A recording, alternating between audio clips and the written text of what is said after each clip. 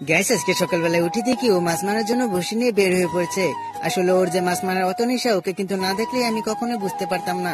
Gas আজকে এরকম ভাবে রোদ দিয়েছে, যেটা না বললেই ভালো হবে। এই রোদের জন্য আমার ব্লগ গুলা বানানো অনেক কষ্ট হচ্ছিল। তারপরে ওর আমি আমাদের বাড়ির রাস্তায় পাশে একটু ঘুরতে গেছিলাম, আর ঘুরতে গিয়ে সে ফুল গাছটা দেখতে পাই। আর এই ফুল গাছটা দেখতে সে আমাকে বলে, ভাই আমি এই ফুলটা নিয়ে আসি। আমি না করার পর দেখুন সে ফুলটা কিন্তু ছিঁড়ে নিয়ে আসলো। আর হ্যাঁ গাছ, ফুলটার গ্রাম কিন্তু সে ছিল, আর ফুলটা দেখতে কিন্তু অনেক সুন্দর। এই জায়গাটা দেখছেন, এই জায়গাটা কত নিবিড় আর কত সুন্দর। তার রোদের জন্য আজকে এই জায়গাটা আমাদের বেস্ট হয়েছে। তারপরে কি আমরা একটু আড্ডা সাড্ডা মারে সেখানে একটু ঘোরাফেরা করে চলে আসলাম।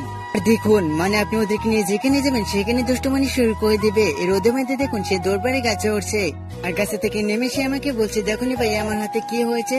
আসলে সে গাছে ওঠার আগে তাকে একটা কি নাকি কামড় মারছিল। এখন আপনারা বলুন তো কিরকম লাগে। আমি তাকে বারবার না করছিলাম, কিছুক্ষণ পর তার হাতটা ভালো হয়ে গেছে। আর গাছ, আপনার বাড়িতে শুয়ে না থেকে আমার মতন এরকম একটা গাছ বেছে গাছে শুয়ে থাকবেন, তারপরে বুঝতে পারবেন গাছে শুয়ের ফিলটা যে কত আলাদা। যাই হোক, আপনাদের সাথে একটু দুষ্টুমি করছিলাম। চারাটা দেখতে পাচ্ছেন, এই চারাটা লেগেছিলাম আমি কতদিন আগে। আর এই গাছের চারাটা নিয়ে আমি একটা ভিডিও করছিলাম, যেটা নাকি আমার ফেসবুক পেজে আপনারা দেখতে পারবেন।